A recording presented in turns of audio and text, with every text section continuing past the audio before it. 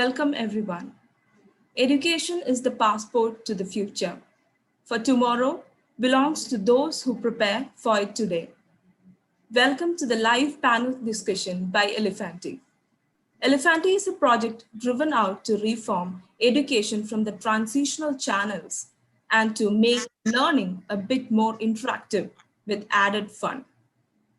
Elefaanty started its venture by releasing weekly videos for kids aged 2 to 5, which included rhymes, moral stories, kids' songs, etc. It further developed into creating parenting communities across the social media platforms, where topics like positive parenting are being often discussed. Lately, it also started conducting live webinars on meaningful parenting. Elefanty's motive is to reform the age-old customs of education and to make it more interactive, and also to provide awareness on good parenting in a global platform. Today, we are here with a panel discussion on the topic, role of parenting in education during the pandemic. We have experts from the field of parenting with us today. Let me begin with welcoming the panel members. Dr. P. Aruna Saraswati, Senior Psychiatric Counselor, Positive Parenting Specialist. Next, Sakshi Singla, Gender Equality Parenting Expert and Child Development Expert, and she's also an author. Mahendra B. Thakur is an author, life and parenting coach, and a corporate trainer. Holly McElleen, Mommy Answer Lady Online, she's an author and certified parent educator. I also welcome all of you for joining us today. Please post your suggestions, queries, and feedbacks in the chat box below. Now I hand over to Navdeep Palmer, who is a child development specialist and Indian Air Force officer, retired. She will be the moderator for today's discussion. Welcome everyone, and over to you, ma'am.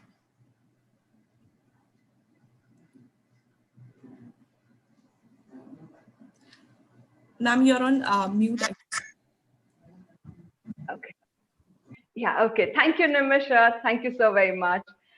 A warm welcome to all the parents, teachers, and caregivers who are joining this panel discussion with us. And a very warm welcome to all our panelists here. I'm so excited that you bring years of experience into this discussion today. And it is my honor to welcome each one of you. So let me quickly go over how this panel discussion is going to go about. The format of this panel discussion is slightly different from what you may have already seen. This particular panel discussion, we're not going to do a normal Q&A kind of interactive discussion.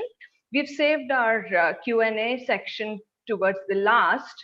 And thank you for sending your questions. We have your questions.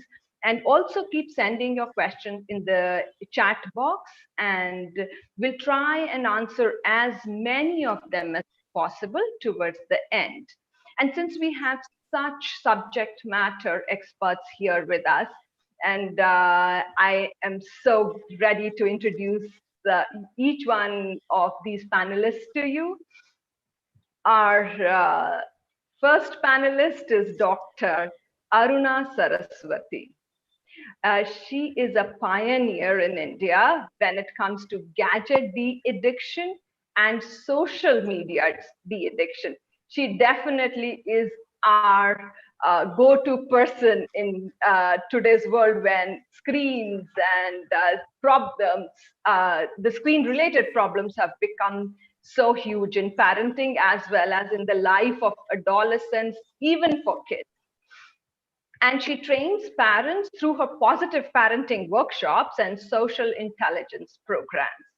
Dr. Aruna, let me just dive right in and ask you, what is it that you teach through your positive parenting workshops? Yeah, good evening, one and all. I'm very happy and excited to be part of this panel discussion. Of course, good evening to all my team members in the part of the panel. Uh, as Navadeep mentioned that I am a positive parenting specialist. I have done my doctorate in positive parenting. So when I say parent, according to me, parent is a positive person. Parent is equal to positivity. That is what my concept is.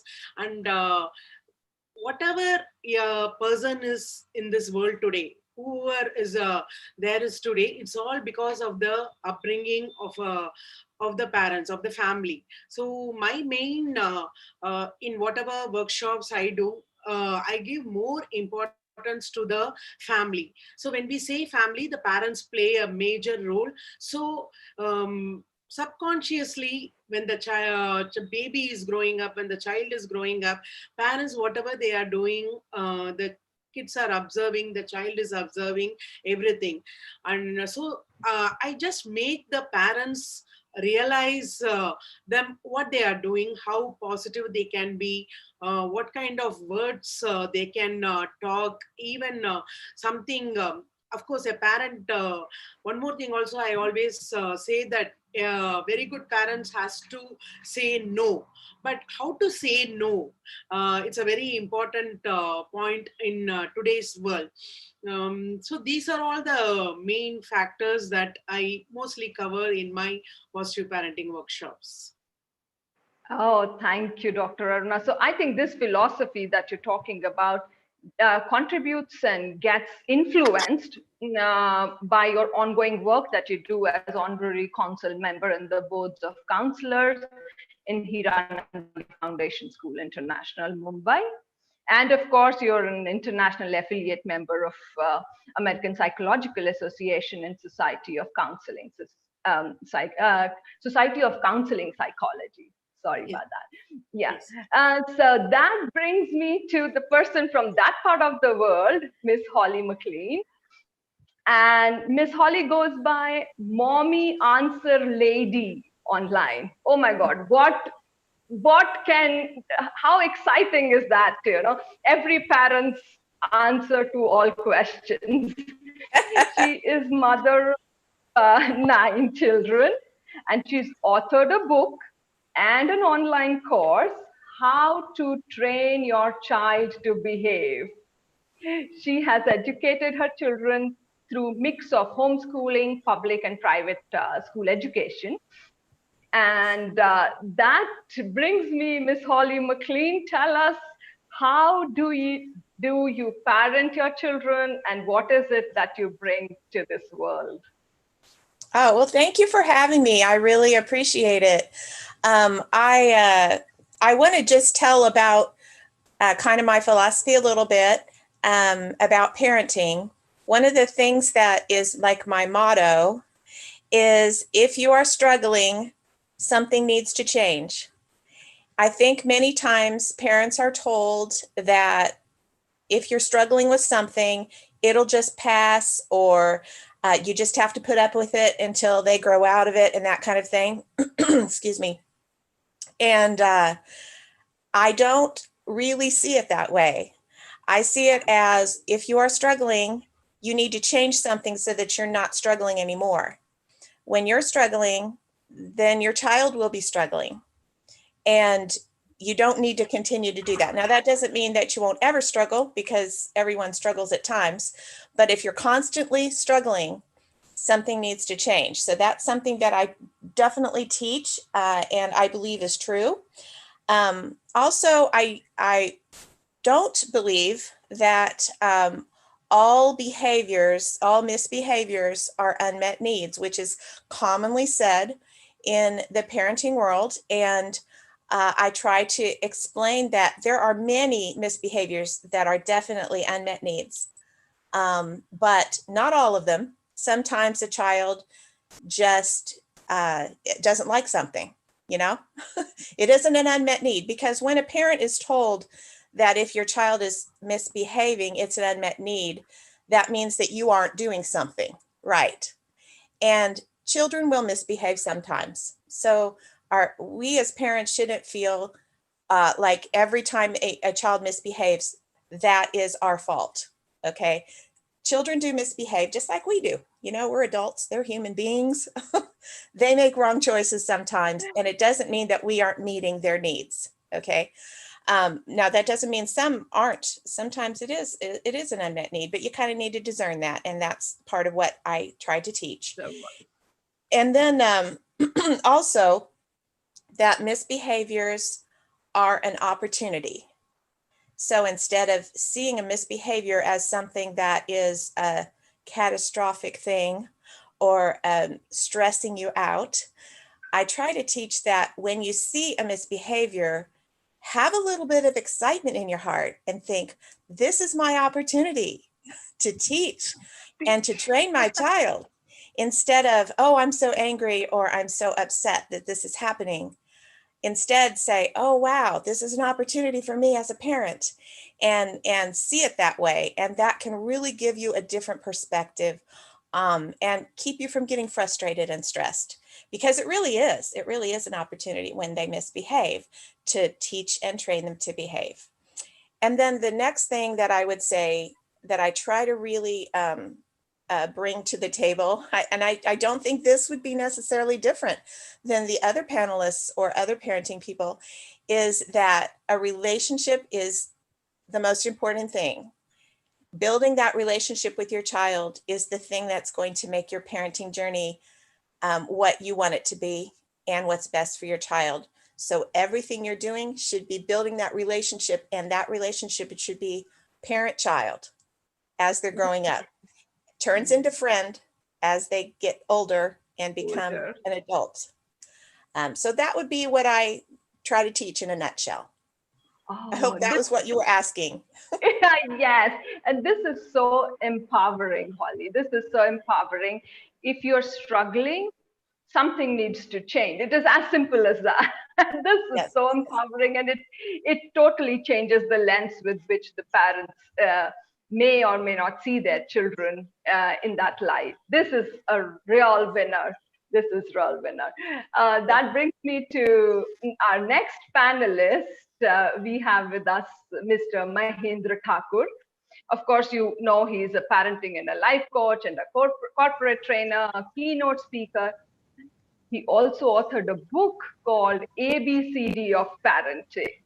Now, that must be about basics, where to start your parenting. It's not like how to solve a certain problem when you reach there. It is where to start, if I am right. Is that what it is, Mr. Mahendra? So first of all, thank you, Navdeep. Thank you, Elefaanty, and thanks everyone who are in this panel and the people who are watching out. Of course, indeed, it's a great opportunity to share some of the fundamentals, as you rightly mentioned, about the parenting and the situation that we are facing as a parent. So I myself is a parent, so I don't call myself as a parenting expert, because we all are learning in our own way. Every day I'm learning something new, and more than I teach my children, my child is teaching me. So she is my teacher every single day. I learn a lot about the life. I learn a lot about parenting from her. So that has given me a chance to relate some of the concept that I have learned over these years through my professional and personal life and convert into the parenting. So I bring on the table the most comprehensive parenting program that's called 3P. Personal, professional, and parenting. Because over these years, while working with some of the best companies in the world, training more than 100 corporate companies, and interacting with many CEOs, CXOs, people across the country and globe, I have realized that we are the same human being. How you do one thing is how you do everything. So most of the time in my own life, I have realized that if something is bothering me in my personal life, it has got the ripple effect in my professional life. And when something is bothering me in my professional life, my personal life may also tend to suffer in most of the cases. Now, imagine putting a parent into the same situation. If something is bothering the personal space, something is not right in the professional space, chances are it may indirectly impact the way they do the parenting. So that is the reason we have to uh, look at the parent as a human being. And every time we are talking about the children, it's not about the child. And my in most of my program, this is what I say, that if the product has a defect again and again, you better check the manufacturing machine. And in this world, as a parent, there's nothing to fix in the children. Trust me, there's nothing to fix in the child. So that's what we will be talking. Like any language has some fundamental, like ABCD, any alphabet, first you have to learn the alphabet. Similarly, there are some concept in parenting that you must learn before you raise the child. So Sadhguru has, sum up this entire philosophy in a very simple word: raise yourself to raise your child. Beautiful, beautiful, beautiful. And that is what is so exciting about today's panel discussion, that we're going to hear so many angles to the same word called parenting and education. I'm so looking forward to this. And when you say that, when I hear you talk about manufacturing machine and the defect and all these concepts coming together, no wonder you have impacted 25,000 parents and teachers across the country and more than 50,000 children in 7 years. So, yeah, so that's a very powerful message. Let me now introduce you all to our next panelist, Mr. Miss Sakshi Singla. She is a gender equality parenting expert, and she's authored 29 books for kids. She has founded Lil Socks. It's a gender equal space for kids. And this is so unique, Sakshi. So I am so interested to hear what your philosophy is. Just give me a minute. Just give me a minute. I have a little problem. Yeah. I could, yeah. Yeah, no, I'm so sorry. Thank you so much, Elefaanty, Navdeep, and everybody here who's given us a chance to talk about what we do and try and help as much as we can in this really difficult time that we are all going through. What I do is something which is very fundamental to humans or today's mankind, which is that we need to raise ourselves and our kids um, to make sure that we get a new world which is more gender equal, which is more kind, and which has concern for humans, environment, and people around in general. Now, the problem today is that all the problems that we are facing in today's world also bringing a lot of discrimination between humans at various places. So what I do best is, and something that I'm really passionate about, is gender equal parenting.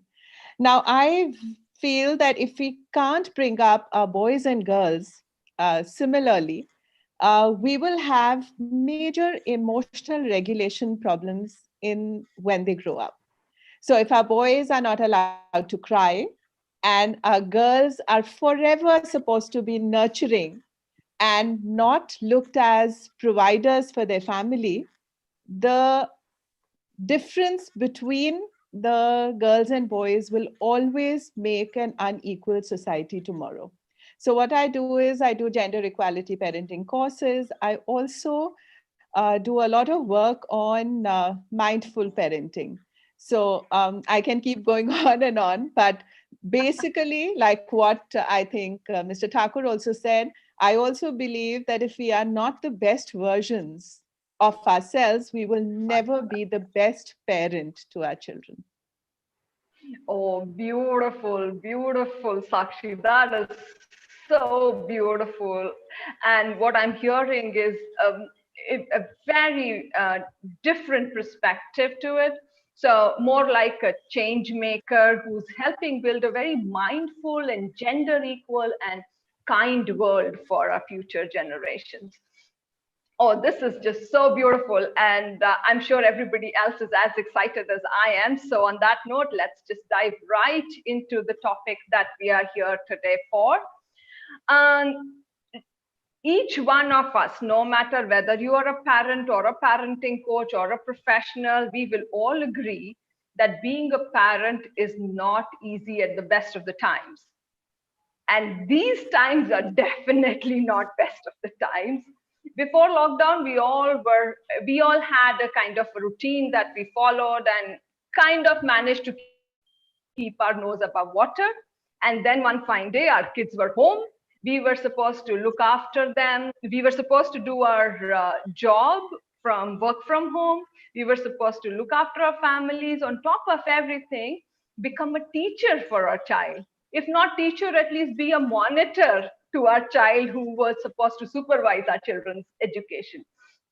I don't know if there are, I don't think there were many people in this scenario who knew what to expect from the child or from themselves or from the school or from the teacher. So let's begin this discussion from the very foundation of this topic, because when this pandemic started, we heard in the media and in our social circles that we've started homeschooling, we've started online teaching, and all kinds of terms came together. And we are so fortunate to have Holly here, whose children have actually been homeschooled by her. They have gone to both public and private schools, and now they are learning on. They are now learning online.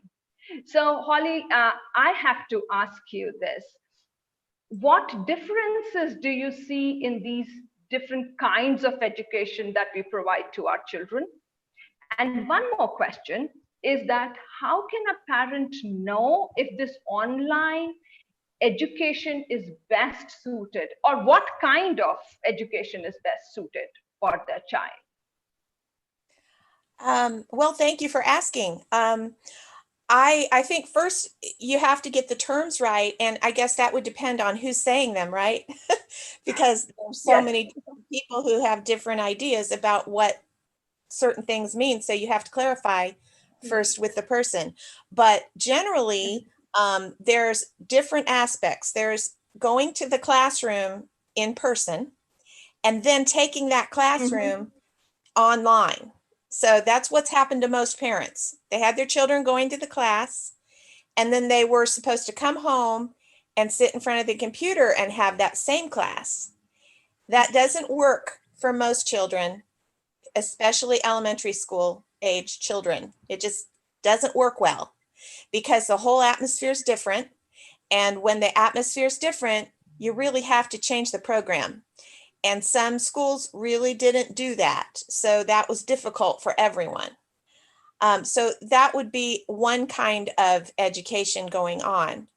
The other kind of online education would be where there is actually you never go to class ever.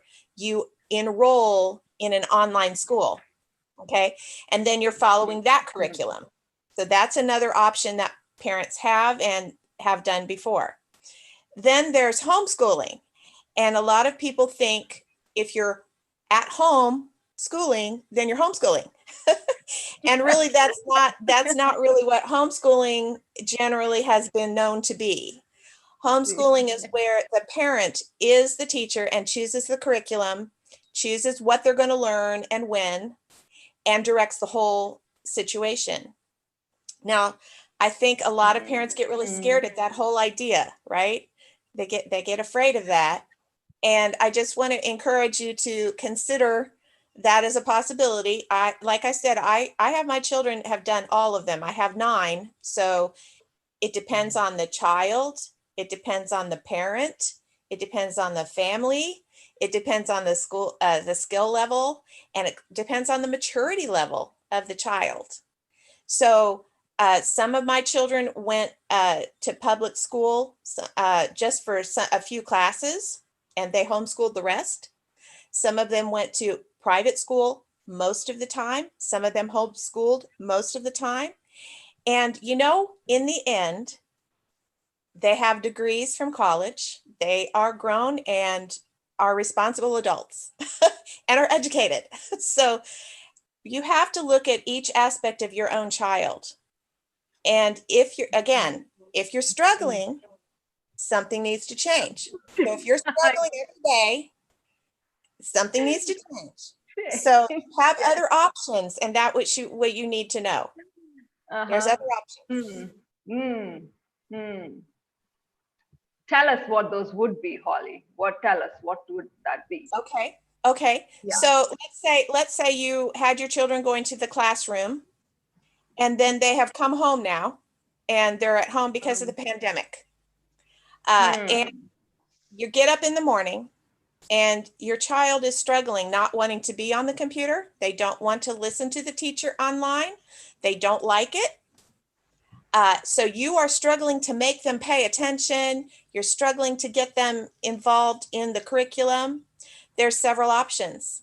One is you can ask the teacher for the curriculum, and you can go over the curriculum yourself with them. You save a lot of time that way. Let me tell you, you save a lot of time that way. If you have to sit on the computer and have the teacher give it to them, you have to wait for all the other students. This takes a whole lot more time. Where you could have that information and present it to them yourself in 5 minutes, you know? It's a whole lot faster. So you don't have to struggle through that half hour or 45 minutes or an hour or 3 hours. Some of the people are having their kids have to be on there for 3 hours a day. That's difficult for a little one. It's not possible for most. So that's one option. Another option is that you can go and get some workbooks that are very inexpensive and teach the basics and go through that yourself until the pandemic's over, or you can continue to do it until you feel like it's time to go do something else. But I think the struggle and the frustration is many parents feel like they have to do this way because that's what the school's doing, so they must do it. And so they're struggling and the children are struggling.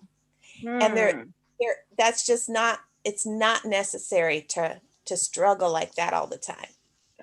So I hope that gives parents hope that they don't have to do it that way. And seriously, people are scared of homeschooling. It's not hard.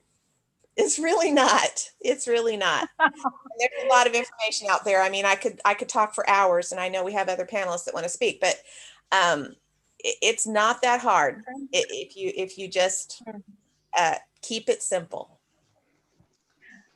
So what I hear you saying is, Holly, that there is not just one single path to the education presently.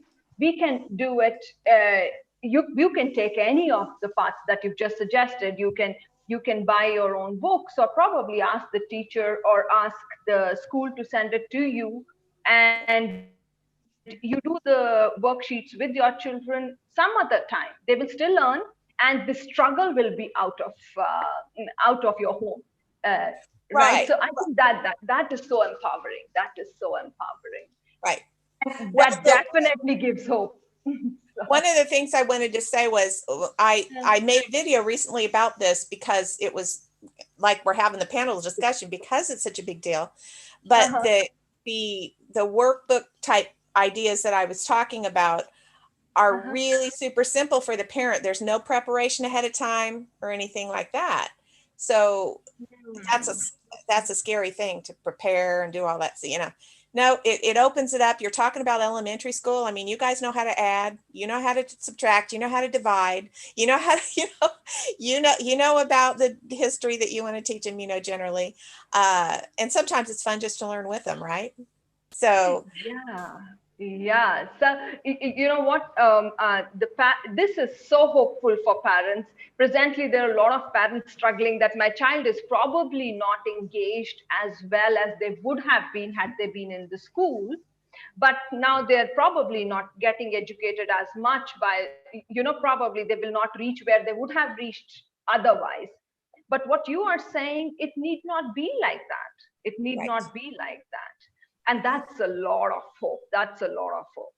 And also what I hear from you saying is the online curriculum is different from just getting online because the schools have closed. Is that what you're saying? Yes, it is, because there are schools, of course, you all know this. There are schools that are just for that. I mean, people don't want to send their child to school, so they enroll in an online school. And that's different. Sometimes you go at your own pace kind of school. It's not like you're with a classroom all the time. You are covering certain subjects and you're going through them yourself or with your parents or whatever. And that depends on the age and everything too. But that's available as well.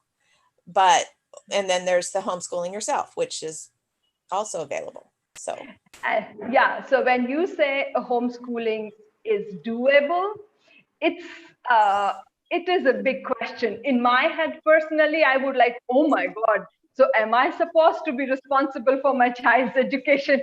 But you're saying it is possible. You're saying it is possible. It's not as hard as people think. It's really, really not.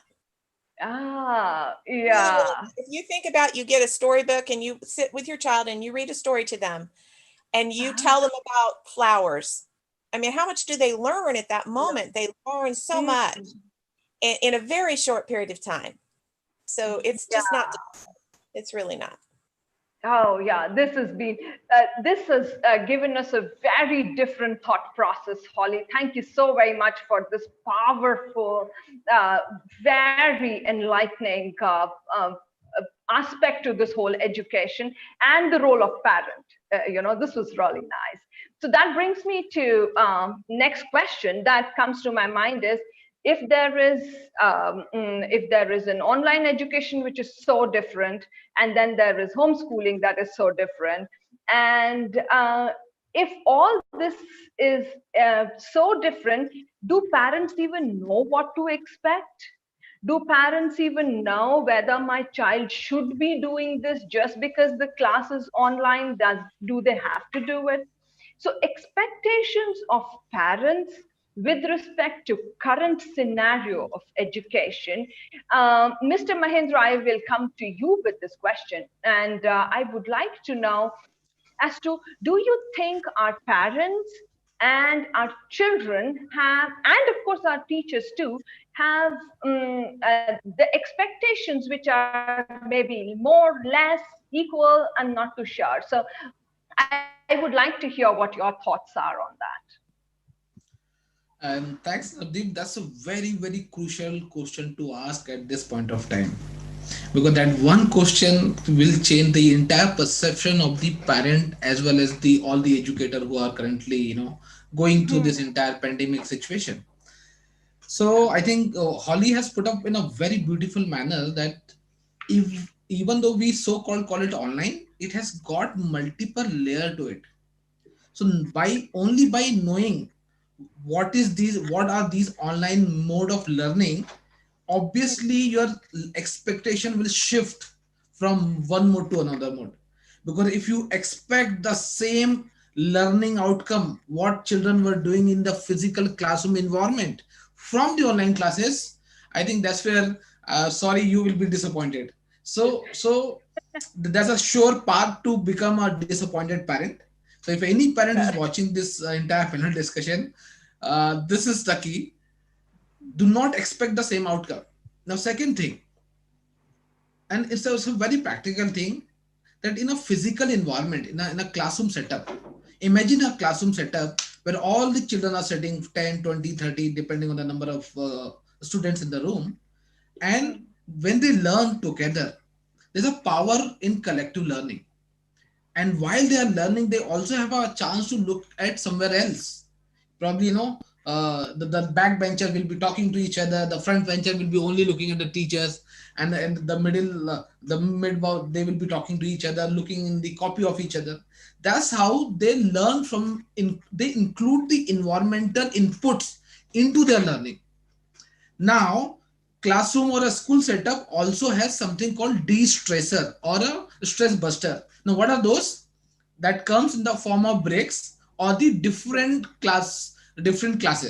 So for example, you get your lunch break. In your lunch break, you can play, you can laugh, you can cry, you can fight, you can do anything.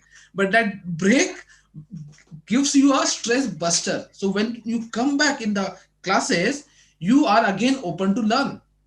And of course, the expectation from the teacher and the entire surrounding makes a very, very good atmosphere to make the learning a joyful experience in most of the cases in a right environment. Now, imagine the classroom scenario. You are sitting in front of a screen. Now, screen can be a laptop, desktop, mobile phone, anything. And you are only allowed to look at the screen and only getting the audio from your headphone or the device, just paying attention. Most of the time the network may not be right. Most of the time you will be struggling from the external noise which is coming.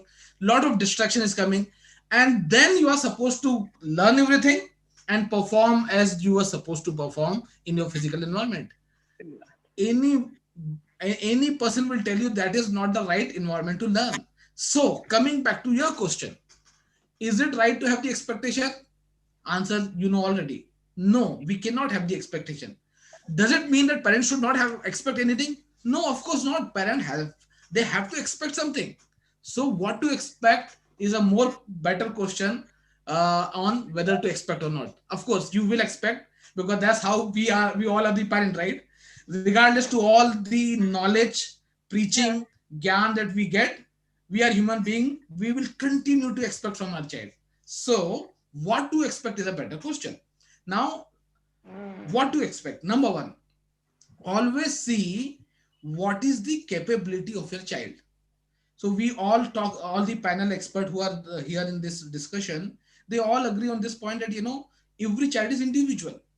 It will have their unique strength, unique some of the personality traits. They have their own way of learning. They will have their own speed of learning, and you cannot match two child, right? You cannot compare it. So when a child is learning in the online platform, there may be chances that the way they used to learn and the way they were performing in the physical environment, the classroom environment, will change.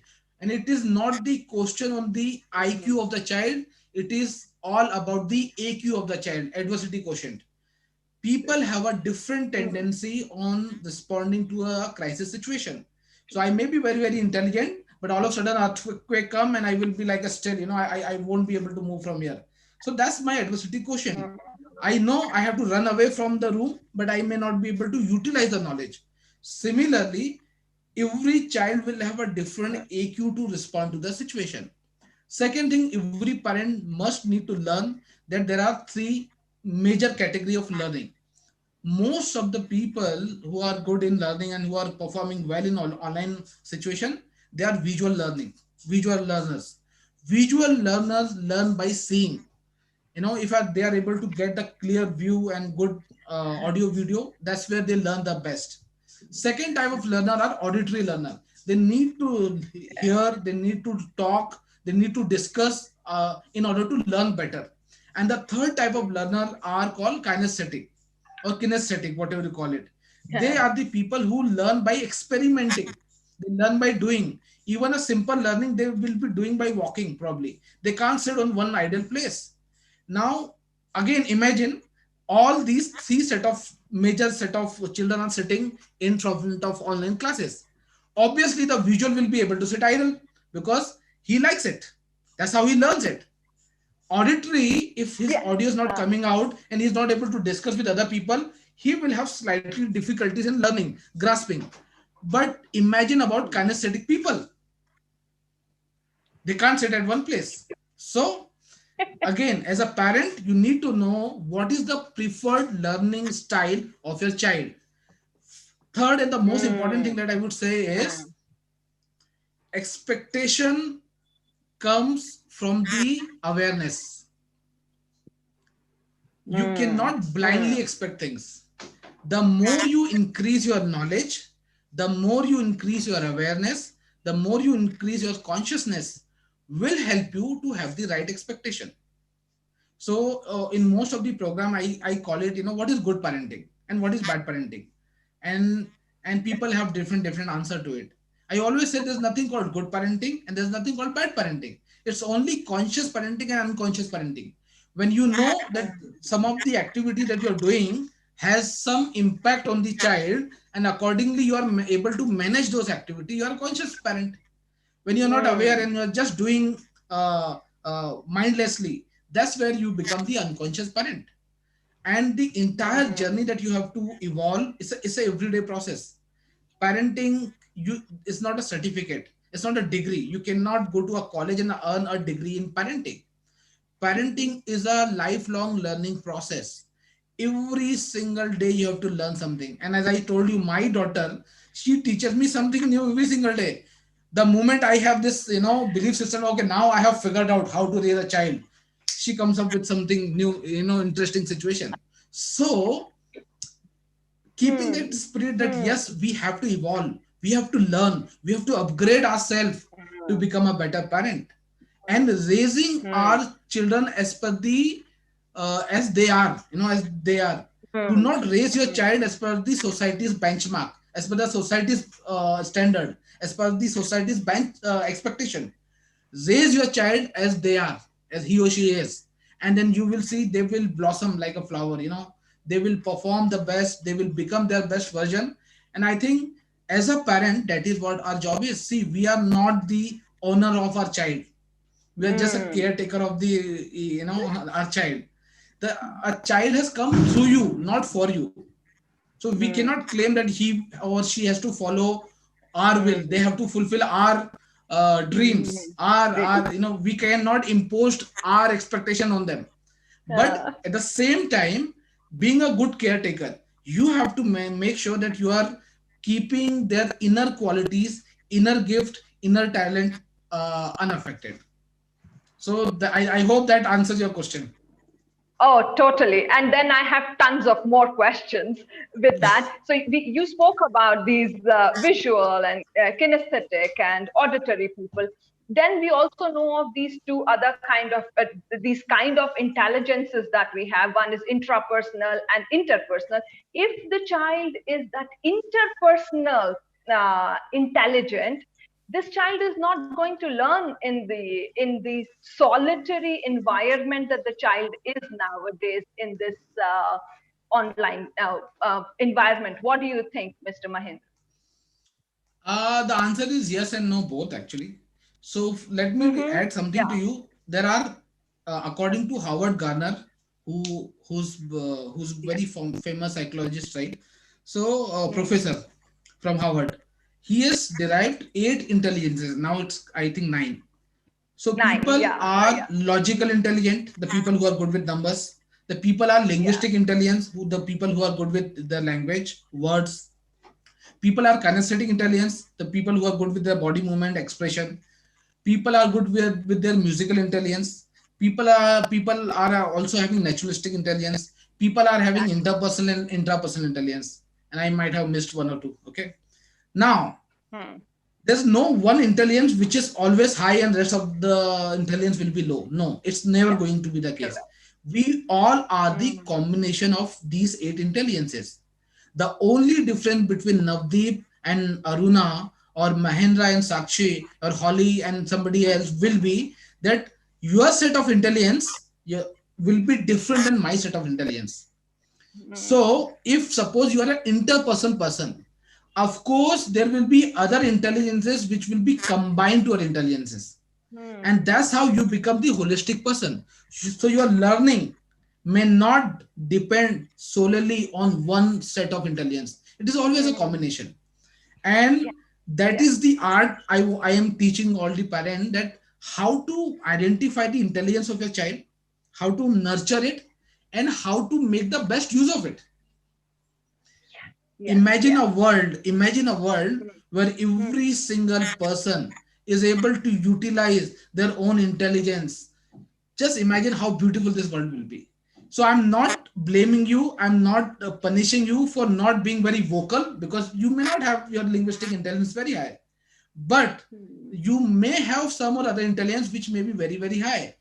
If I'm able to tap into your intelligence and just nurture it, I think this world will become a beautiful place. So Oh, identify this the is intelligence such of a a good. child. Uh-huh.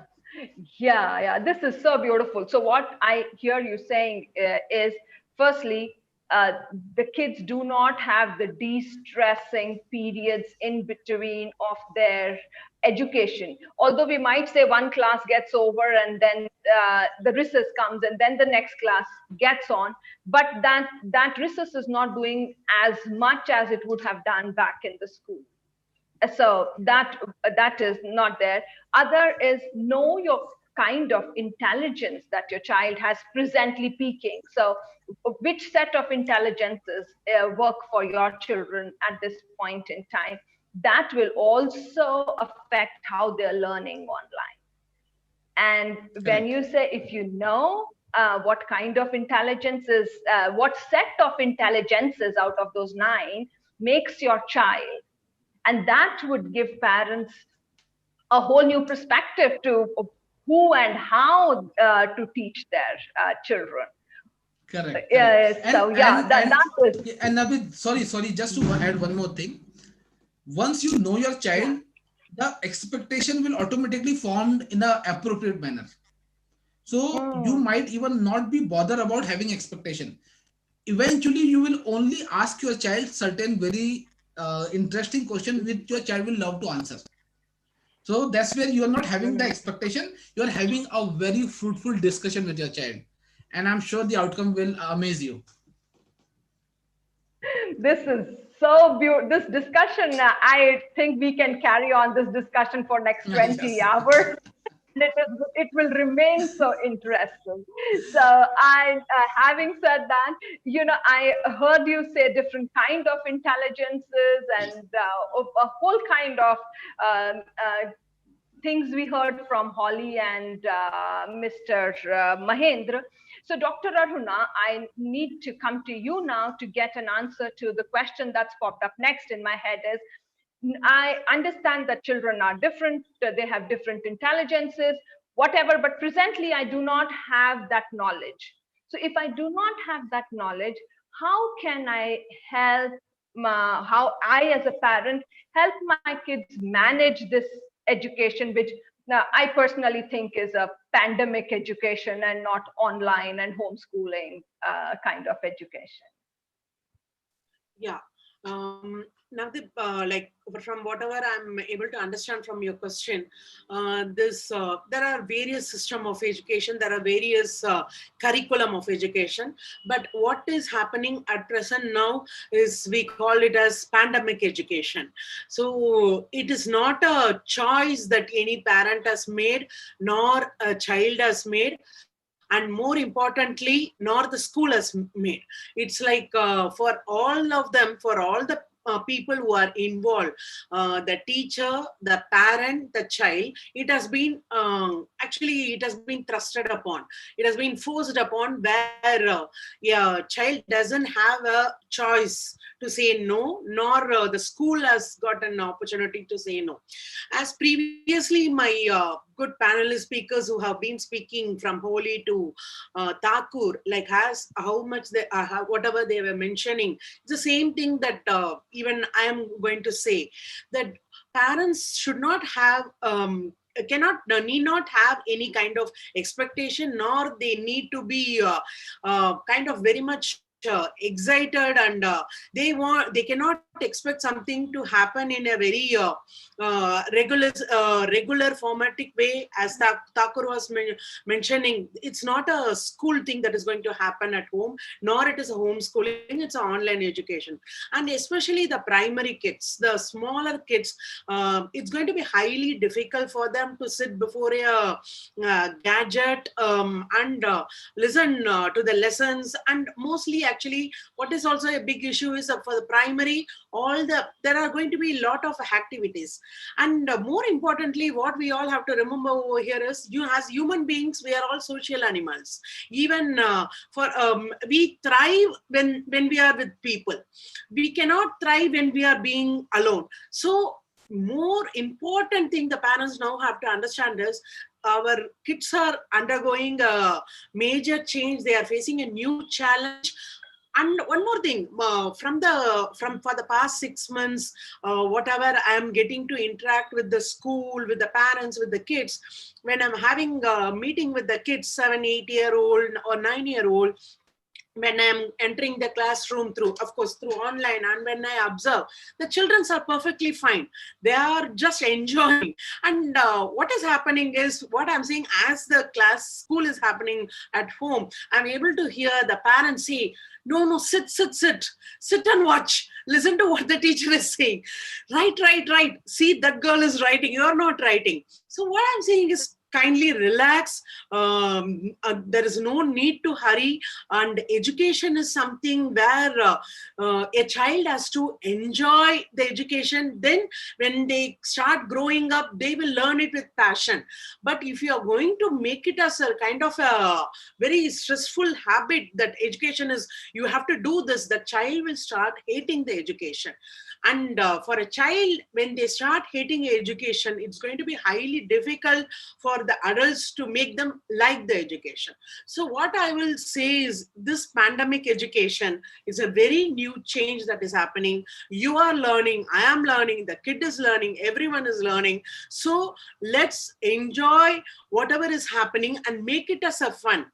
And there is no hard and fast rule that the child cannot be running around when the class is happening, nor that the child has to answer immediately, or a child is not ready to write an online exam. Many are not ready to write an online exam. It's perfectly fine, because now, more importantly, the school are not putting pressure. The school is ready to adjust as much as possible. But one thing what we are seeing over here is, parents are getting highly tensed. Parents are feeling highly worried that their kids are lagging behind and their kids have not learned, and what is going to happen. This I'm speaking about the primary parents. But what I'm saying is, here only the parents are indirectly, like as I was mentioning in my introduction talk, positive parenting. This is a now parenting in the pandemic situation. For a parent is a very good opportunity for you to teach your kid the life skill, that is how to handle the pandemic. And when I'm interacting with so many kids, when I speak about the pandemic, the COVID, the kids are all knowledgeable. They know so much, and they're so very clear what is a virus, everything. And they say so many things like, my parents are so much always tense when we go out. We don't know why they are so much always in a panic. What I'm really want to say here, is the children are picking up from you. So kindly don't panic. Like as so many scientists, so many highly educated people are saying, even if the vaccine is going to come, it is going to take a very, very long time for us to move into a normal life. We are going to live with this virus for some period of time, and we have to adapt. And parents especially, they cannot panic, they cannot get stressed out. They have to accept what it is, because your child has already accepted. That's what the most important point I want to say. The child is already accepted. The child is, I'm seeing now the sports have started, everything. The children are, of course they are playing. Of course they will be naughty. They just spray the hand sanitizer. They just run with their mask. Now the cricket coaching has started. I just went to observe everything. They are doing it as a fun. Let them have it as a fun. There is no need for them to be worried about COVID at the age of 7 years or 8 years or 9 years. And also, more important thing, this pandemic education. I just want one more thing that I want to tell the parents. Kindly don't calculate the same working hours that happened in the school. Like as Oli says, I always say this, there is no need for one concept to be taught for 45 minutes. It can be done within 10 minutes. So nothing is getting wasted. And here your child is learning a very big skill in life. Like how we say in Japan, primary school children is ready to handle an earthquake. They will know immediately when the horn is happening, they know what to be done. We all used to speak how it is possible, but for our kids, they are learning to live with the pandemic. It's a wonderful opportunity for them, and more than any academic education can give a child, this kind of exposure, this learning what they are getting is going to make them much more stronger in their life, which is a very highly important thing. Yeah, I totally agree with, of course, I agree with everything that you say. And I see what you're saying is it's not a choice that they made. And let's just be a little more relaxed about how this education is going to go in this academic year, is what Because I hear you say. sorry, because what is happening is, even from the education authorities, they are also trying to find out new methods to implement, and for them also this is an unprecedented situation. So even for a teacher, even like as I say, not all the teachers are techie people, am I right? And they are also getting so much tensed to do an online exam, or when the class is happening, to present a PPT simultaneously. Even they are learning, and they are trying to make the curriculum more friendly for the child. They are also trying to do it. So as parents, it's highly important for the for a parent to support the school also, and also the student also. And more important thing, very interesting aspect also happens. Many I'm hearing from the school side that many parents also are judging the teachers, because the school is happening online, so they are seeing what the teacher is doing and they are commenting about it. And most important, what is happening is, parents are forgetting whatever they are commenting about the teacher, your child is hearing about it. So that like as Thakur mentioned, conscious parent, unconscious parent. So when the online education is happening, leave your child to be, your child can manage. Even the primary kid, I'm saying, they are much more knowledgeable with the laptop than us, so there is no need to interfere, no need to judge or anything. They will manage. Yeah. So what you're saying, Aruna, is Dr. Aruna, is that one, if you judge the teacher, the teacher wasn't trained to take classes like this. They also learned overnight and shifted their pedagogy, and they also shifted their means and all the activities, everything to be done online. So what you're judging today is somebody in a very stressful situation already. So yeah, I get that. And second thing that I really loved hearing from you is about life skills. So that is one part that I think this pandemic, if we can say one thing good about it, is we can teach them a lot of social emotional learning. So when our kids are home, now is the time to teach them things about perseverance, about resilience. And when I say resilience, I think of one person, and that is Sakshi Singla. So tell us, Sakshi, how can parents teach something as intangible as resilience to their kids in present scenario? Hi. Yes, this is, I think the biggest skill that they need to be taught. In this pandemic, we've realized, and we need to understand that we have to stop worrying as a parent that our children are lagging behind in formal education. They might not learn all their numbers or all their tables or a lot more. But what they are learning, like Aruna said and everybody else said, is a very, very different kind of education, which is required to lead a successful, a more calm, a more mindful life tomorrow. When I ask parents during my sessions that tell me one thing that you think you most want for your child or what you wish for your child, 90% of the parents have always told me that we want our children to be forever happy. Now, is that a realistic expectation? Are we forever happy? Can our kids be forever happy? No, because we've gone through before the pandemic too. All of us have gone through a lot of ups and downs in our lives. Our children are also going to naturally grow through so many ups and downs.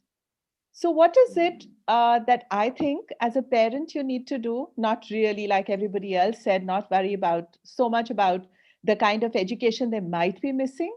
Let's just remember that if we haven't taught resilience to our kids, then we haven't done our parenting duty completely.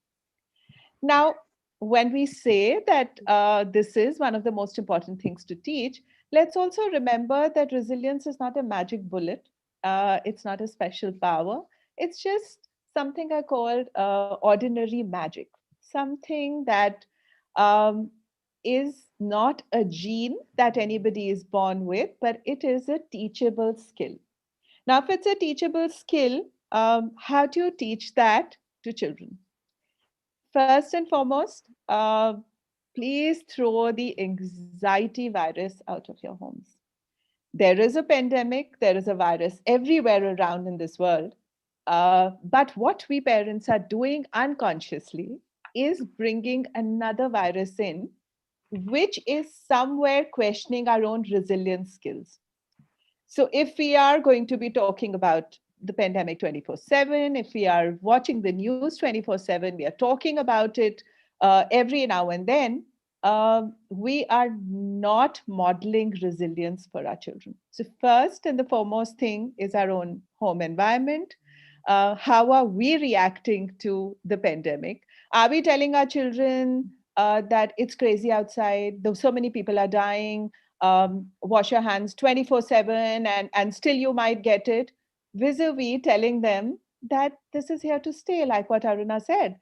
um, it's going to stay maybe for some time, but if we are careful, and if we are social distancing, and if we are washing our hands properly and not putting our mask off, we'll be fine. The kids need that hope. A 7-year-old or a 5-year-old is not ready to lose hope. And I don't think actually none of us should lose hope, because we've all survived. We've learned to, like what Navdeep was saying, we've learned to take classes online. We are working from home. Our dogs are barking in between. We found instruments which could help us. So we've all adapted. And if we are modeling this kind of adapting technique to our kids, we are modeling resilience for them. Another thing that we can do is we need to be careful about the language that we use. You know, a lot of times we don't use language of resilience. For example, our child is climbing a sofa, or I would have said a tree, but it's a pandemic. And what we tell him is that you'll fall down. Get off it, you'll fall down. So, what we are trying to tell our children in that language is that don't try things, because if you try things, you'll fall. And that is not a language of resilience. Instead, you encourage them to be careful, but let them take action. So, that's another big one. Um, One, the biggest, I guess, is don't be a fixer for them. Our children have problems. They are going to have homework issues. They're going to have many other issues in their life. We can't run to them um, every 2 minutes to help them with their problem and fix their problems for them. Because if we are going to fix the problems for them, we are not teaching them resilience. Because today we are with them, they are in our house, we can take care of them. But tomorrow, when they move out, we are not going to be there to protect them forever. So they need to learn to fix their own problems. Another thing that I talk about quite a lot is that we need to allow our children to take age appropriate risks. If we are not going to let them take small risks, they are not going to have the emotional space, or actually the courage to tomorrow be okay in places where they will have to face risk. And if you don't face risk, you don't grow. You don't have a growth mindset if you run away from risks. And if you run away from risk, your children might probably not be able to get the promotions that they need, or change their jobs for what really makes their heart sing. So that's a big one too. Don't accommodate every need of your child. So if they are asking for a new phone or a laptop because they can ask for it now, because in the pandemic everything is on the or is online. Hold on, don't give in to everything in a minute. They need to wait on for good things in life. That's again a lesson of resilience, because when they are in their jobs, their boss is not going to listen to everything that they want. They are not going to get the money that they want. Maybe they might not get the promotions when they want. So I'm just talking about it in a scenario.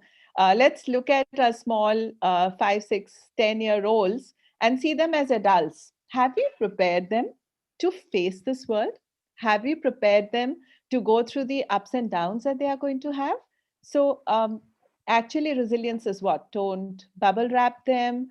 Another thing you let them do is you let them make mistakes. You normalize failure. If you're going to normalize failure, they will get up again if they fall. And that is what is resilience, according to me. So that's huge amount of education, even if it's not learning numbers or learning science or social studies. It's a very, very important part of your imparting education to your children. Yes, Navdeep.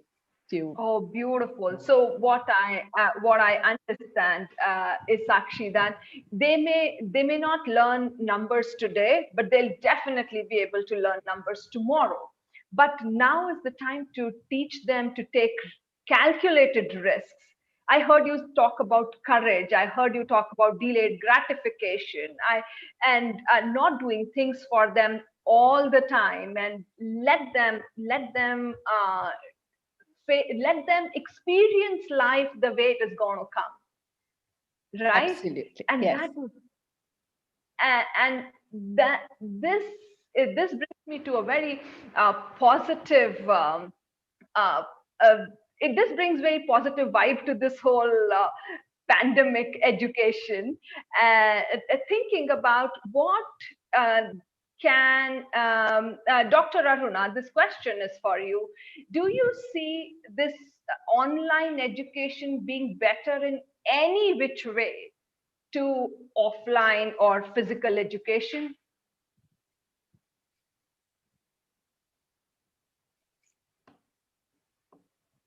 Have we lost Dr. Aruna? Is she still there? Yeah, am I audible? Yes, now you are. Yeah. So what you're asking is online education better than offline education? No, I'm just asking, is there anything good about it as compared to when the kids went to school? No. Can To me, online education, especially for small kids, primary kids, secondary kids, it's not at all. It doesn't it doesn't offer any positive. Positive. It is not in any way positive. That you cannot expect any positive outcome out of it, because education is something like, as I even previously mentioned, it is like as human beings we are social animals. So the education, more than a kid learning only about a concept of say photosynthesis, it is about when a kid learns the same concept of photosynthesis with this whole class, and when the teacher is saying this is what the photosynthesis is about, and when one child asks this one doubt and another child asks another doubt, they're learning so much. Actually, in what is happening with the online education is that class discussion is getting totally cut out, because the teacher also not able to encourage it, because simultaneously in an online education, in a gadget education, if all the kids speaks, if all the kids raises their hands, it is not very education friendly or anything. And one more important point is for a kid to be watching so much screen time, that is also not highly healthy in all the sense. And more and more what is also happening, we are as a psychiatric counselor, what we are now observing is the children are getting now for the past 6 months, they want to be more alone. They want to spend time with themselves.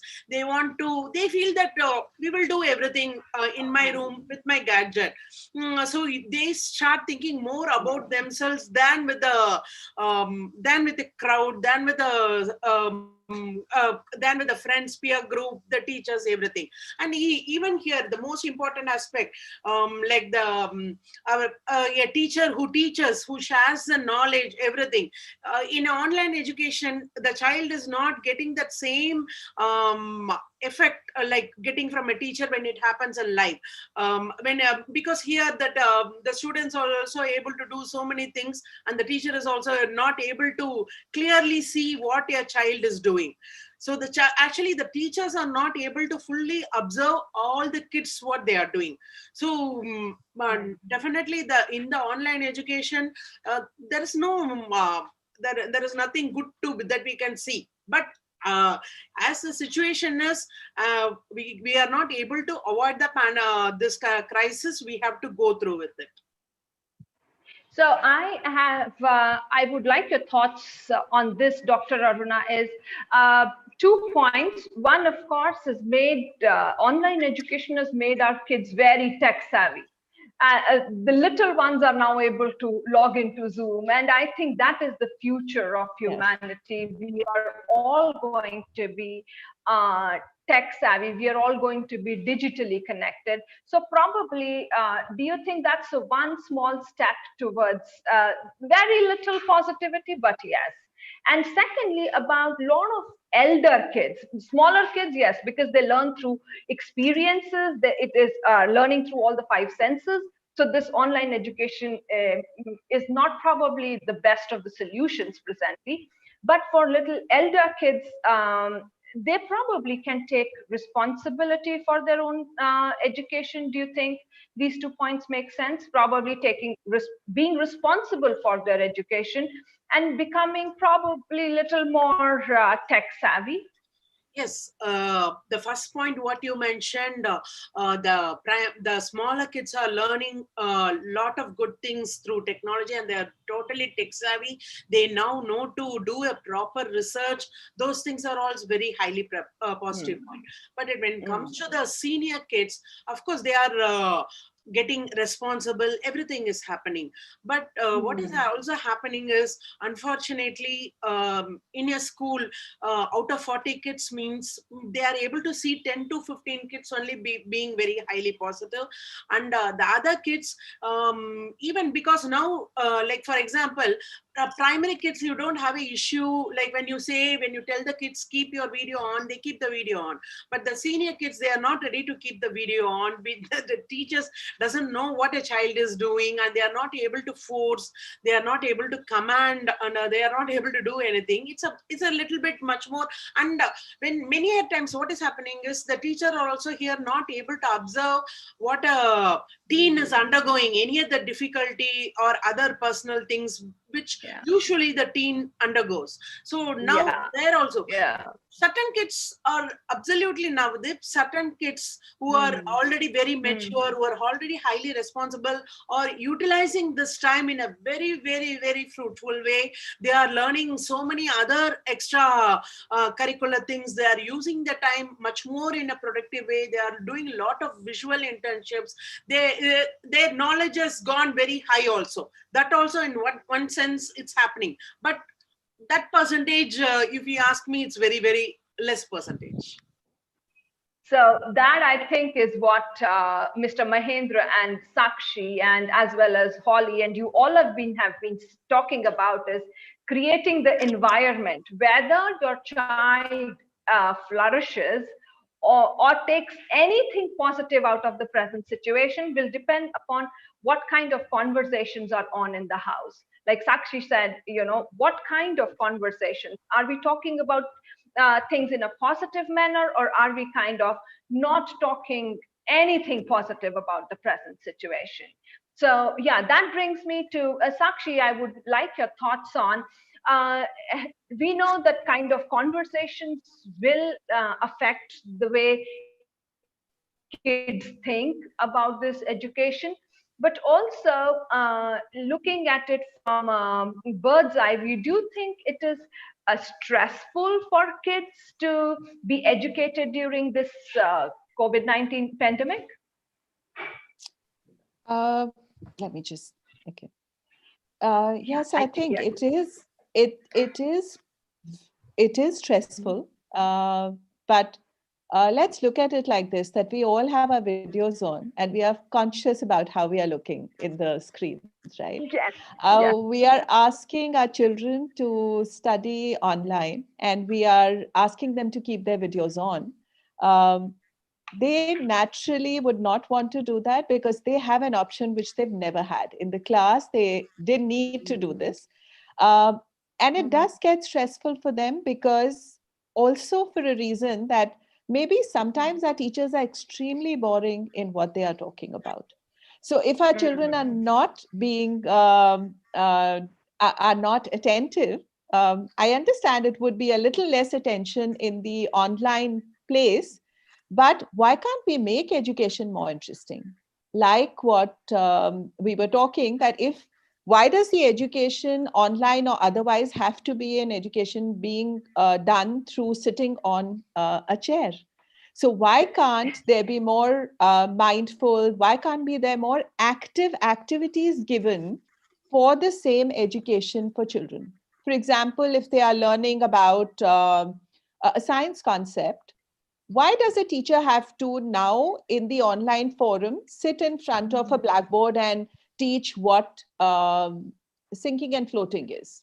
Why can't uh, the teacher make it more interesting and do it either with an experiment and a video which is interesting for children to see, and also ask the children to come with the experiment themselves? Maybe the children are taught to do make videos on their own. The children are so much more comfortable in front of the camera.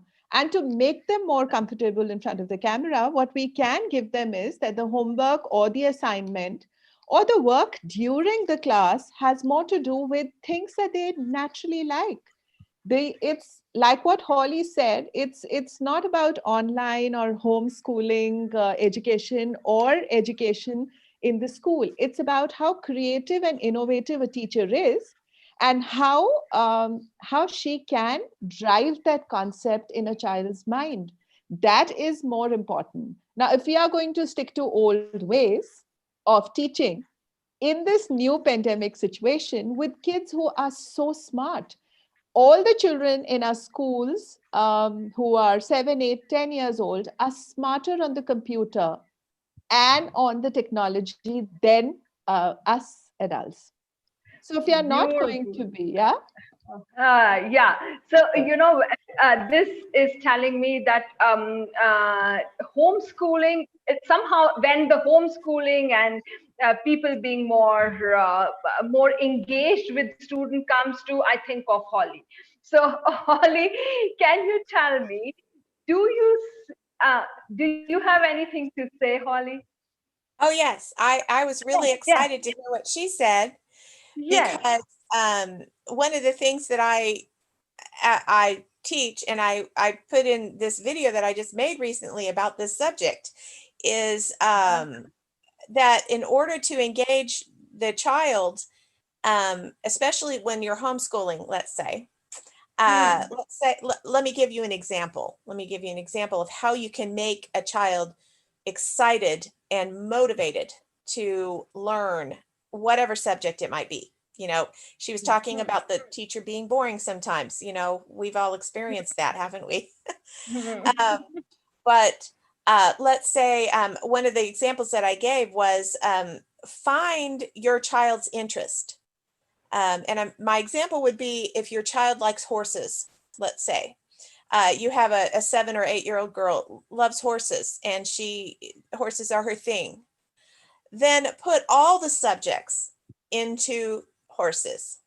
And my example was if she likes that, let's say she has to learn to add. Let's say that she then needs to find out how many horses are at a rodeo, how many different kinds of horses there are, subtract one kind of horse from another. Let's say now I'm in the United States, so I thought of Abraham Lincoln, What kind of horses did he have? How did he take care of them? What do horses eat, and how does that grow? And how does that plant work? And how do they process that food? And how does the energy do the horse get? I mean, science, history, math, everything can be related. So you get the curriculum, or you get the subjects they're supposed to learn. Then you look at what is their interest, and then you incorporate it after, let's say you present adding or subtracting or whatever. Then you say, okay, let's look this up online, which is awesome. Then I mean, wow, online. This is how it's online. This is how you use it, because you can look up anything that you want. So look up something that they want to look up, and then incorporate those things into it. Boy, you can get your children really excited about learning whatever subjects that they need to learn if you do it this way. This is so beautiful. So this again brings me back to homeschooling. The way you're describing it, it is like, every child would be so excited to learn the way you're talking. So do you think homeschooling can become mainstream in India sometime in future? Well, I would think so. It certainly is in the United States. Yes. It's not unusual. When I was a kid, I remember being on my street as like a 5 or 6 year old, and I saw a kid riding their bike, and someone told me that they homeschool, and never heard of it. Never heard of it. Even growing up, didn't know any homeschoolers. But in the 80s, I graduated in 82 from high school. In the 80s, it just kind of exploded in the United States.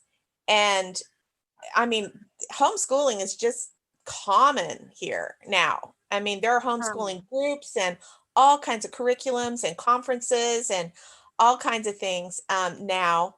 It just exploded. And I think maybe this pandemic might be the catalyst for that to happen in many other places, because parents are recognizing this isn't the only kind of education there is. Going to classroom, having a teacher, not the only kind of education that is. And many times people are realizing their children are struggling anyway. Some children, they do great with school and they do awesome with school, but others struggle. They struggle and struggle, and they don't need to.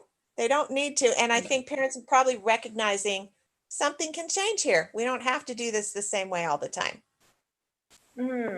Yeah, correct. Oh, yes, that is so much. That is so much to unpack. So when I see it in future, that means maybe it will explode sometime in next.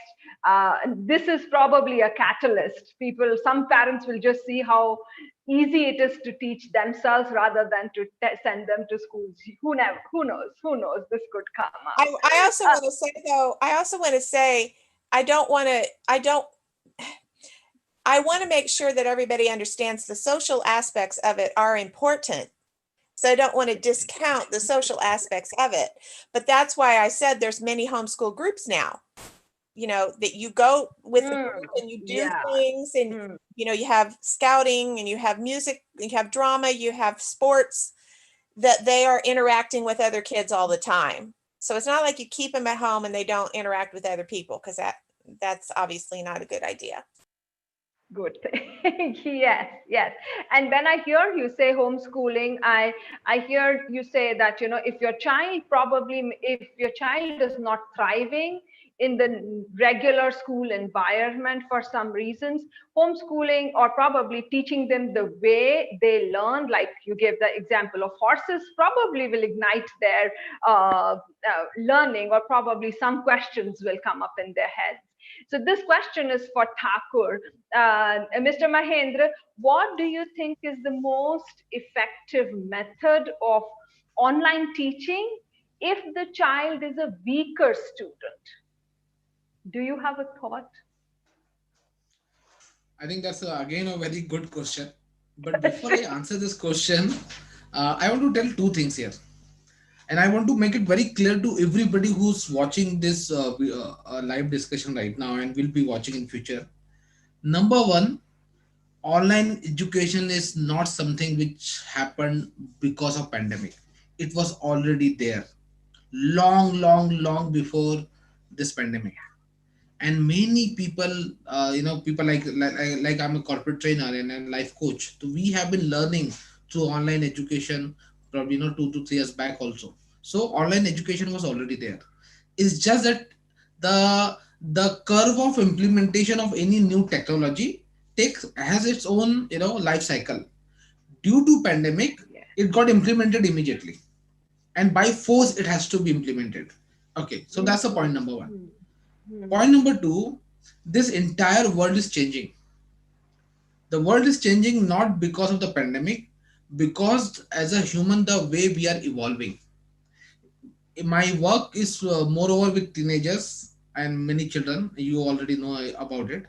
And I'll tell you what I get it from these teenagers, so-called young children, right? Of course, they are far better than us. Let me accept it. They're super Yes. intelligent, super fast, super tech savvy, and I just feel helpless most of the time. But what I learned from them Hmm. is, and what I've realized during my observation is their attention span has been reduced drastically. So it's Hmm. very, very Hmm. difficult for any platform, any teaching methodology, or anything in that manner to hold the attention of this young generation. Now, online is one of the method, I would say. There, of course, when I conduct, train the teachers program. So I do a lot of teaching program where I'm training the teachers, and teachers comes to me saying that sir, we feel like that we are a sandwich. We have the expectation from the parent, from the children. We have to complete the curriculum, and these children are not listening to us because we have not been seen as a authority in this Authority. field. Yes. The reason being because earlier to get the knowledge they used to go to a teacher. Hmm. Right now they have got Google, they have got Good. YouTube, they have got many learning applications, Byju's, Khan Academy, many things which have come up, which is giving them a far better method, in a delivery method. So they are Hmm. getting the knowledge from the one source or probably multiple source. They're going tuition also. They are Hmm. coming to schools so that they can interact with other people, they can have fun, and they can also participate in other extracurricular activities because they have to. Hmm. Second thing, this Yeah. entire online education is a million or billion-dollar industry, including many good college, Harvard, and you name any college, or most of the college are coming up with their online courses for 2 year degree also. They will be coming, okay, or some of them have already come. So that bring us to a very special terminology that is called SPL, and this is the future of learning. Every student, or as a every participant, they want to have the SPL.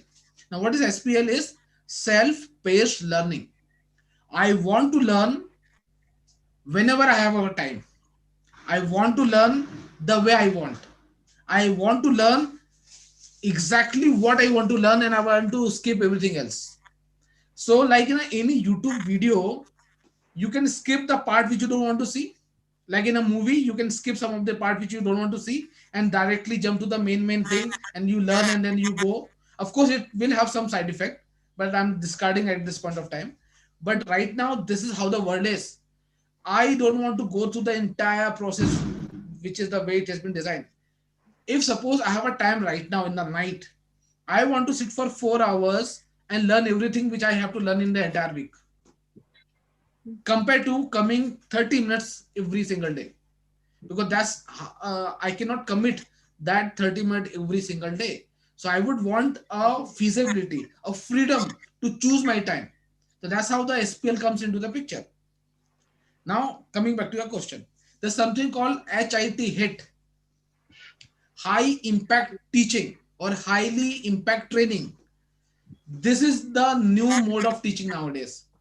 I think Aruna and the other panelists have put up in a very beautiful manner that now the teacher also have to evolve. But again, I have to say something here. The education system that we are referring right now in this panel discussion, it has created at least 100, 200 years ago. and it has evolved over the period of time. Versus the online education may not be more than 5 to 10 years old. So of course it will evolve over the time.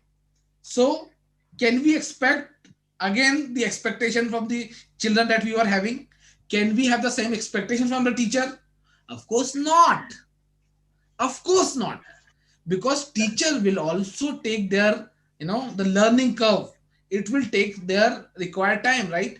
You can't expect a baby in just 3 months. If the time is due, it has to take the right process so that it can nurture accordingly. So the teacher and the all the online educator, there's something called high impact training. Now, I think Sakshi or somebody put it very beautifully that we don't have to follow the same method of writing in the blackboard or the whiteboard or the screen to teach them. Yeah. Just think how you can make it interesting. And I think we all are, at least this basic creativity we all have it, that we can always see the thing from the different perspective. So how to make your teaching or a training highly interactive and highly impactful? The moment you start thinking in this manner, of course the way you teach will change. For example, if people like one of the question that you were asking to one of the panelists is that how to have the human touch, right? So having the human touch is number one, addressing the people as they are sitting in front of you.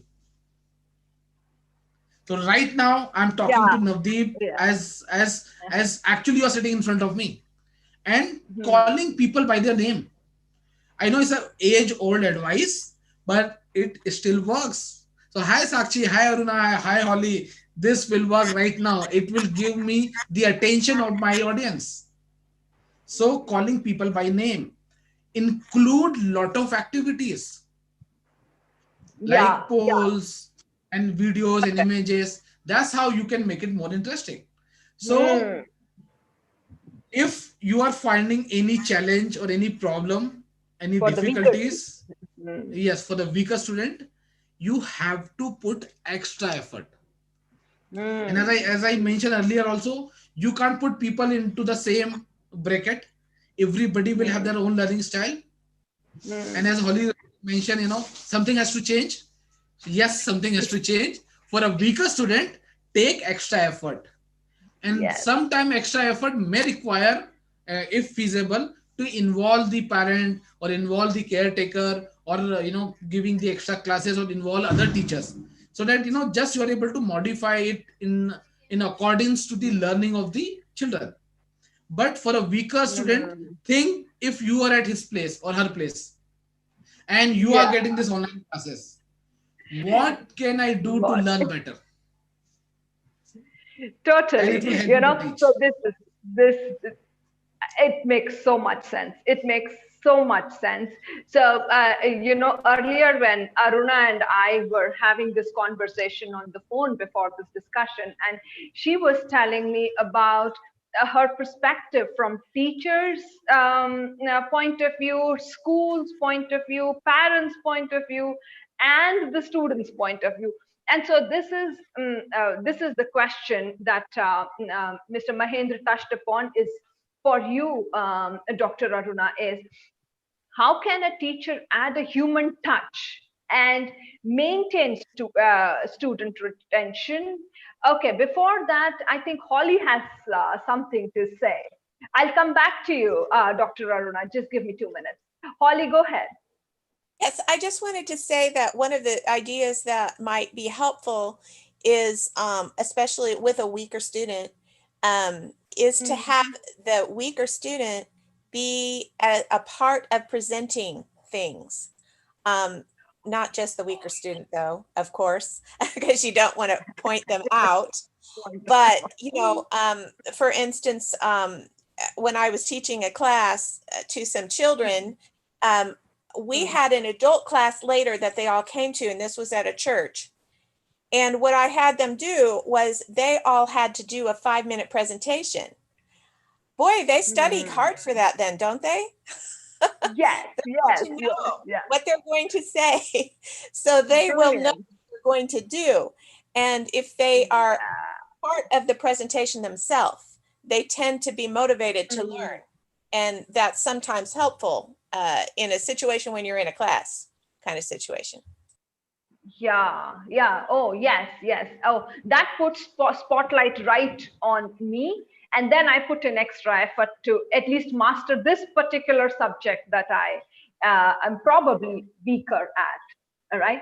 Thank you. Yeah. So I will go back to Dr. Aruna now. So, Dr. Aruna, how can teachers add the human touch and maintain student retention in this online world where they can open 10 other tabs and go to YouTube and go to the news site and could be WhatsApping? So what are your thoughts on that? Like as Thakur mentioned, like the age-old tradition, like he said, like addressing the kids by name, definitely will bring a huge attention from it gives a very good human touch, and the kids actually gets very much excited when a teacher mentions their name and ask a question. So now in this pandemic education, the online education, during that say one period, 1 hour, one period they have it for 40 minutes. So even if you are not able to say all the 30 kids name, if like a teacher takes an effort and says every day 10 to 12 kids name in an alternative way and speak about some personal things, it's fine to speak about some personal things, because the schooling is happening at home. They can listen to it, and especially the kids wants to show them some things from home. They want to show any even when I was making a surprise visit to the online education, the primary thing, yeah, many kids wanted to say what the mother has made as breakfast, and they want to show the breakfast to the teacher.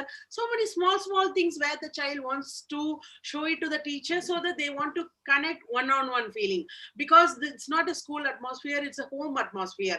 So the teacher also has to understand that and give respect to that and hear to it. And also same time, what also happens, the student also asks questions to the teacher. We are able to hear the noise. Is your son talking, or why are you sitting in this room, why your background is like this? And I saw one time one child in 4th grade asked, a teacher was sitting in the floor, so the child was asking, why you are sitting in the floor, why you're not sitting in the chair? What I'm saying is, it's absolutely fine, it's perfectly fine, interact. But I saw over there the teacher immediately saying, no, that is not your business. Just concentrate on what I'm teaching. Where I'm sitting is not a big issue. But of course, for a child, it does concern. So answer certain personal things. Don't try to take it too formal. There is no need to be formal.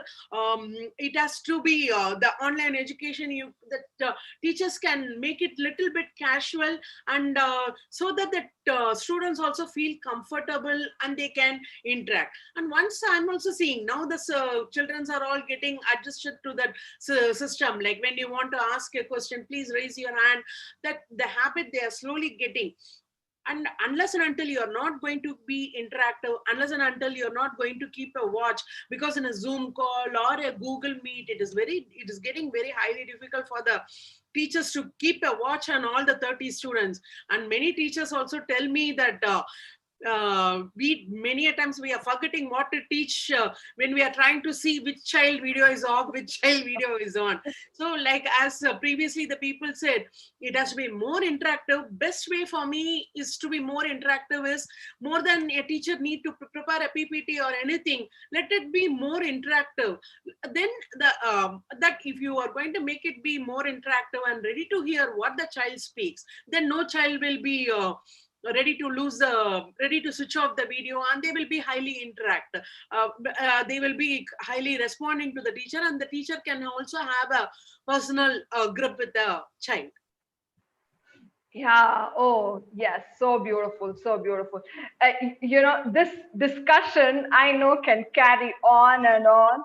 So I will try and now come towards the end of the discussion. I have this question for Sakshi, and thank you to everyone who are putting up their questions in the chat. These questions are so involved. They bring out So this tells us how involved you are with whatever capacity you are interacting with your child, with any children. So thank you. God bless all of you who are attending this session.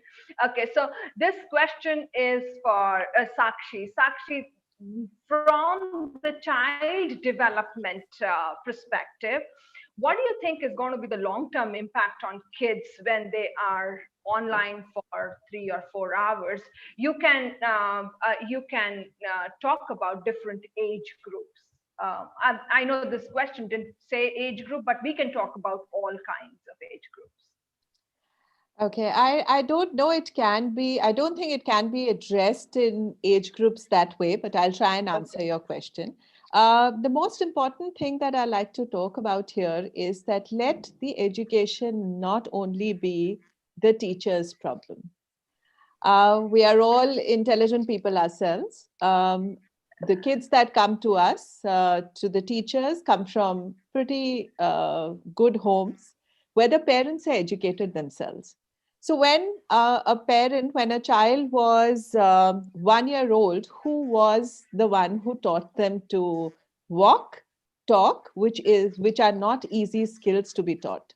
So as parents, everybody had that kind of inclination to teach their children, right? So why do we think that we need to leave the education to the teachers all the time? Of course, it's difficult. You can't teach 2 children at home, and we are expecting our teachers to teach 30 children and mind them in the Zoom class and check what they are doing.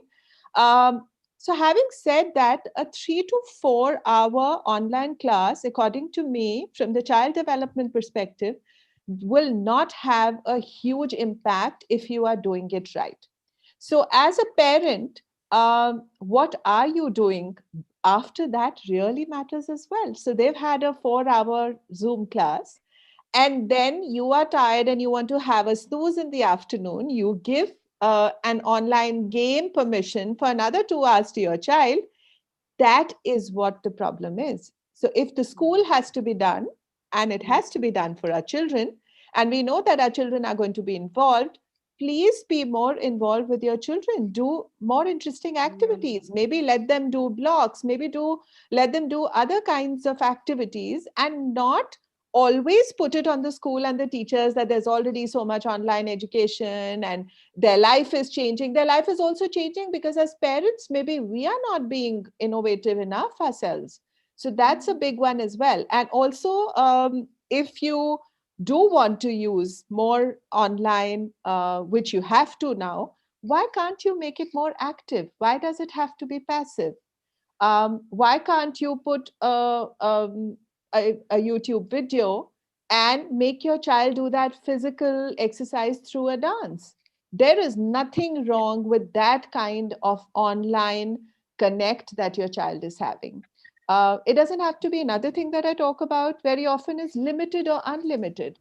Is your time at home or your children's time at home is unlimited beyond education? Then I'm sorry, it is going to have a huge impact on them because they will have cervical problems, they will have concentration problems, they will have attention span problems because it is an unlimited use that you're not taking care of. And lastly, make whatever time that they have online be more mindful than mindless. If they are doing a mindful activity and maybe your 10-year-old child is doing a new website, what is wrong in that? There is no child development problem per se that you will see because your child is cognitively active on the screen. Of course, it can't be 10 hours at a stretch, but if it's an hour or 2 hours, there's really nothing wrong because there's learning coming somehow or the other. But if it's mindless, then it is a problem. If it's mindless and the child is seeing Netflixing or is the child's doing passive activities on the net, then it is going to have a huge impact on the child. That's basically it. Yes, yes. So what I'm hearing you say is education is not only for 4 hours. Sure. Education is all 24 hours. Sure. Yeah. Okay. So I know there is list of questions, and I have tried and collect them and answer them in one question, getting the panelists to answer, and I hope all the questions have been answered. We really have grossly overshot the time that was supposed to be. And I think we will now come to an end of this panel discussion. Any last words? I would love to hear all four panelists. They have heard the questions, they have heard the general sentiment around it, and I would like to start with Holly. Tell us, Holly, your last words. What would you like to tell parents? Okay, well, thank you. I appreciate you all having me and asking me to be here today. I think that the main thing that I hope that parents take from this today is that there's no need to dread education with your children. You don't have to feel pressured. You don't have to feel stressed. Certainly don't struggle, as is my big thing. Don't be struggling. And recognize that each child is going to need a different thing depending on their situation. And don't stress over teaching 2 plus 2. Okay, it's real easy to teach it. We're talking mostly here, is what I understand, mostly we're talking about elementary school children, mostly. Mm-hmm. And every child can learn, and it's not difficult to teach. So if you're struggling with where you are, move on to another thing until you find a place that your child is excited and you are comfortable. Until you're there, you need to keep trying different things. That would be what I'd say is my last words. Oh, so beautiful, so beautiful. Dr. Aruna, we would love to hear your thoughts too.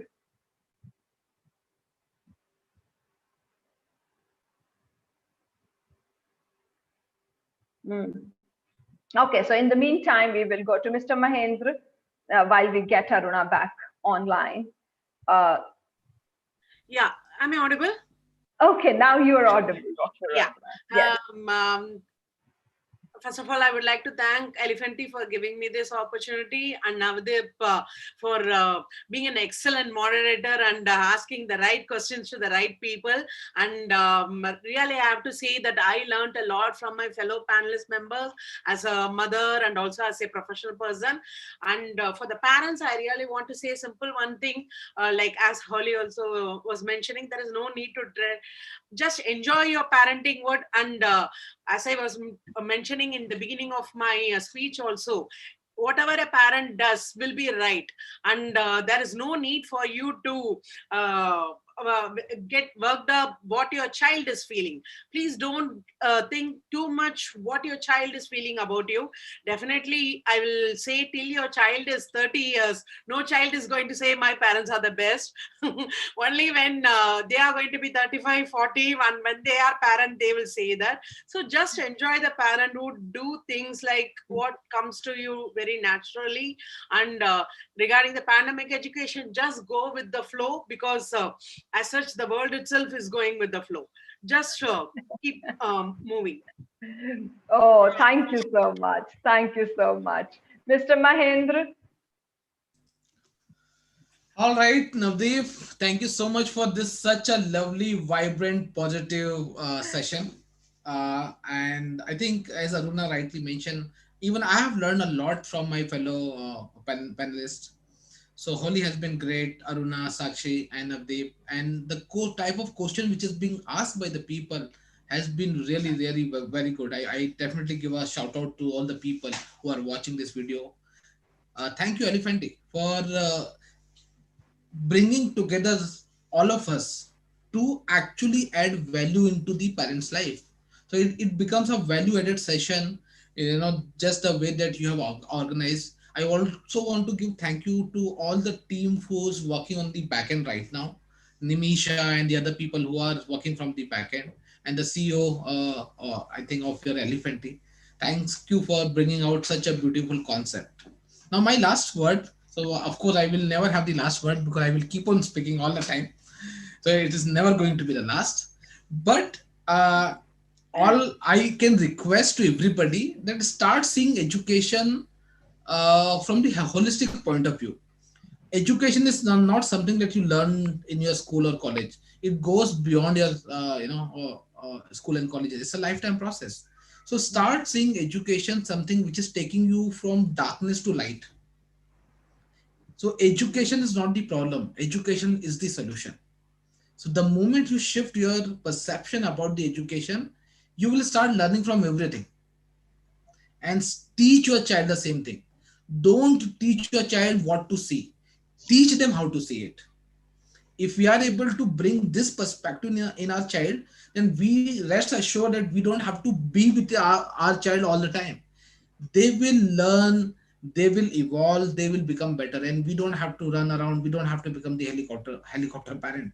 So uh, give a different perspective about the education into a child, as some of the panelists also mentioned. Don't make it a grade system or number system that you have to perform in so and so manner. Believe in your child, because once you believe in your child, trust me, they will do magic. The magic will come out. So believe in your child and raise yourself to raise your child. Thank you. Oh, beautiful. Beautiful. Yes. And Sakshi. Okay, I'm on. I don't want to take more time by thanking everybody separately, but this has been an amazing session. Thanks to all of you, all the panelists, and such amazing questions coming from so many parents out there who are so worried at this time. My last words would basically be just don't forget being positive in your homes, because this pandemic is a time, like they say, stressful times are an opportunity to teach our children more. Let's use it for that. If you have a positive outlook yourself at home and you are not bringing that anxiety virus inside, um, this is just another time for your children. And use this time to teach them resilience, use this time to teach them life skills, uh, to so that they are able to adapt to anything that they get in their lives from here on.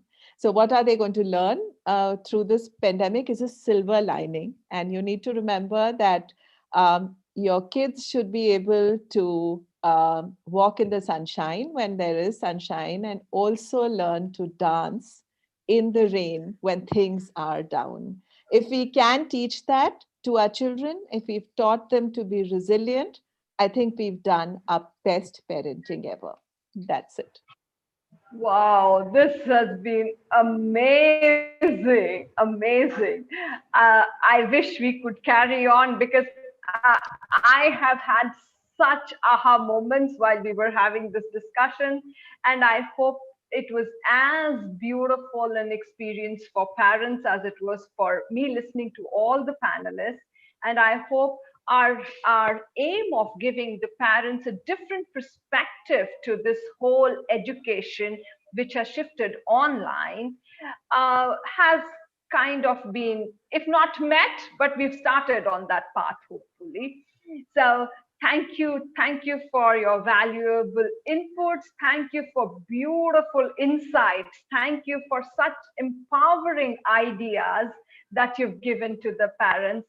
And I hope it makes parenting little bit easier in the coming times for the parents. Thank you so very much to the Elefaanty team for making this a great success technologically. This could go wrong in many ways. And I would thank everyone from the bottom of my heart, to the parents who are watching, people who've sent in questions, to the panelists coming up with such empowering such beautiful perspectives to each question. So with that, we come to an end of this panel discussion. God bless you all. Thank you.